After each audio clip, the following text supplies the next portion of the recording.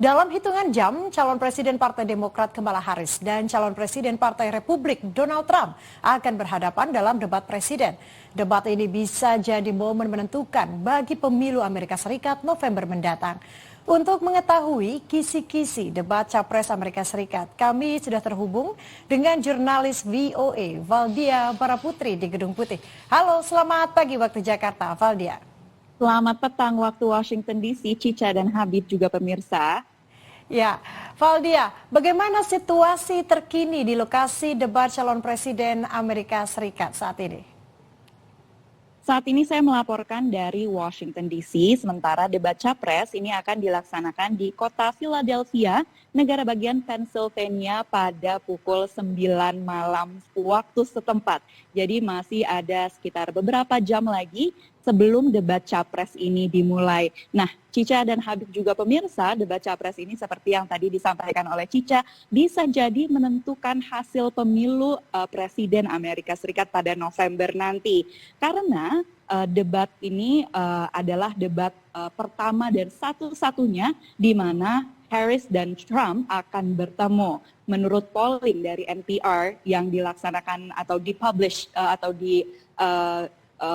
update pada hari ini begitu, 8 dari 10 orang atau warga Amerika Serikat yang memiliki hak suara ini berencana untuk menggunakan hak suara mereka pada pemilu November nanti. Meski mereka sebagian besar sudah menentukan siapa pilihan mereka apapun yang terjadi pada debat Capres malam nanti, namun masih ada orang-orang yang belum menentukan pilihan mereka yang disebut undecided voters yang menjadi target dari debat Capres malam ini. Karena meskipun jumlahnya jauh lebih sedikit dari pemilih yang telah menentukan pilihan mereka, namun undecided voters ini bisa menentukan hasil pemilu presiden, terutama pada negara-negara bagian yang kompetitif di mana perolehan suaranya itu selisihnya sangat kecil begitu.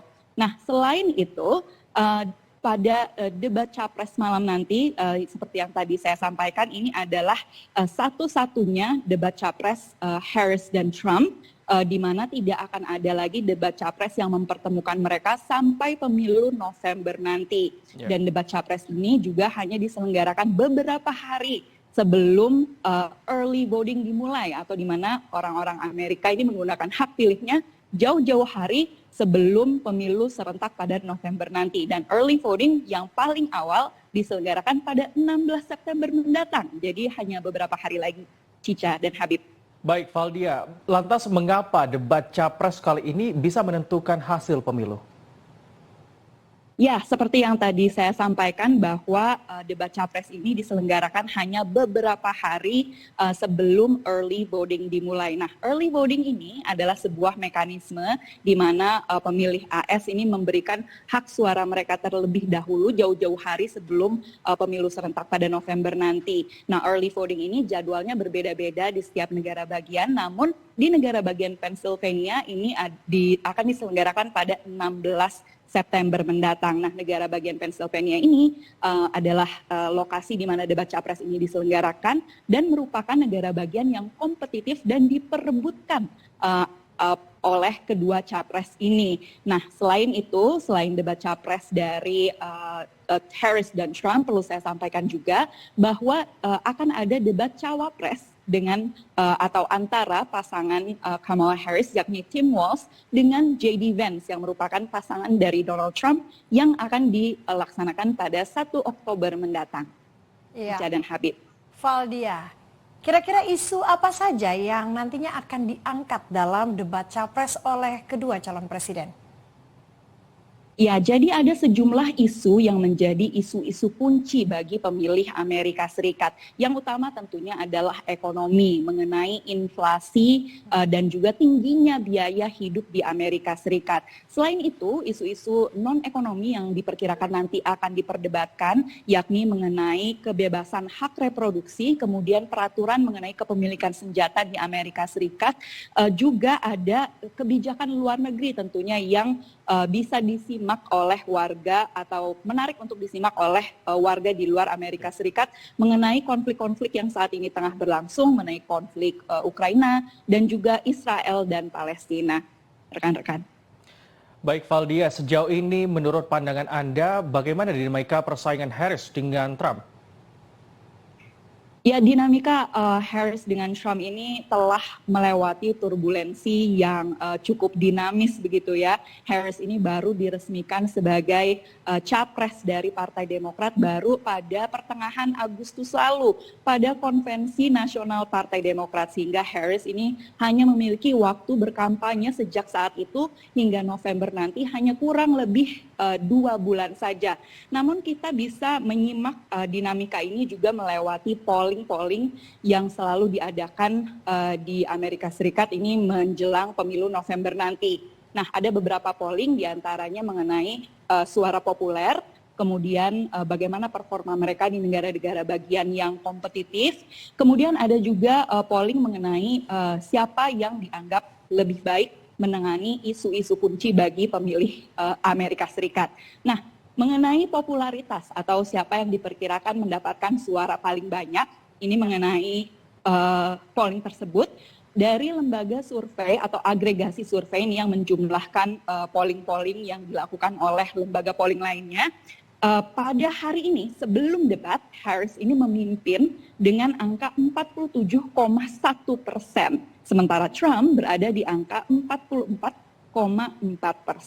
Namun yang harus kita ingat bahwa mekanisme pemilu Amerika Serikat ini tidak seperti Indonesia misalnya yang menghitung dengan siapa yang mendapatkan suara paling banyak. Nah, mekanisme di Amerika ini menghitung poin setiap negara bagian yang berbeda-beda atau bisa disebut dengan mekanisme electoral vote. Nah, kalau dari polling tersebut ada 7 negara bagian kompetitif nih yang poinnya itu tinggi dan juga hasilnya itu seringkali tidak dapat ditebak. Dari 7 negara bagian yang kompetitif tersebut, Harris menang 4 negara bagian di antaranya.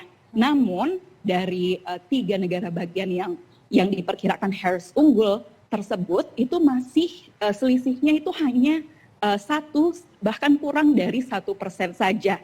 Nah, negara-negara bagian tersebut adalah tempat debat capres diselenggarakan malam ini, negara bagian Pennsylvania, kemudian ada juga Michigan dan juga Wisconsin. Nah, negara-negara bagian itu biasanya menjadi basis kuat Partai Demokrat. Namun pada 2016 ketiga negara bagian tersebut direbut oleh Trump dan direbut kembali oleh Biden pada 2020. Nah, jika Harris bisa mempertahankan negara-negara bagian yang kompetitif tersebut, diperkirakan Harris berada di jalur untuk memenangkan presidensi Amerika Serikat tahun ini. Baik, Valdia, kalau dilihat dari respon masyarakat, tanggapan warga Amerika Serikat sendiri menjelang debat calon presiden Amerika Serikat, seperti apa? Jadi berdasarkan polling dari NPR tadi yang saya sampaikan, tidak hanya 8 dari 10 orang ini akan menggunakan hak pilihnya, tapi 7 dari 10 orang berencana untuk menonton debat capres malam ini. Hal itu tentunya karena inilah satu-satunya kesempatan mereka untuk melihat Harris berhadapan dengan Trump.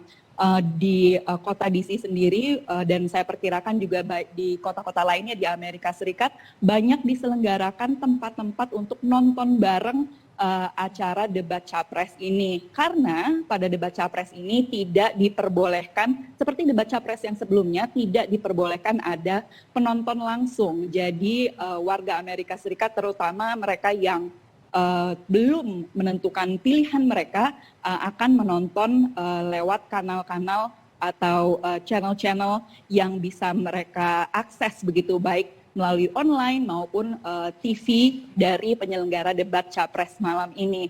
Dan responnya ini cukup tinggi begitu bagi orang-orang Amerika yang mengatakan bahwa mereka akan menonton debat capres malam ini.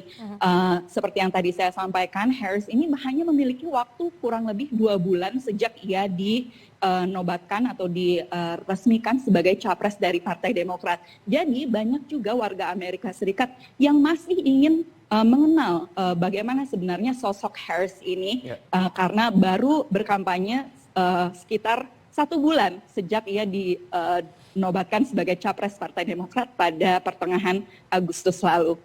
Rekan-rekan. Baik, pertanyaan terakhir, Valdia, terkait dengan pengamanan di lokasi debat. Bagaimana pantauan Anda?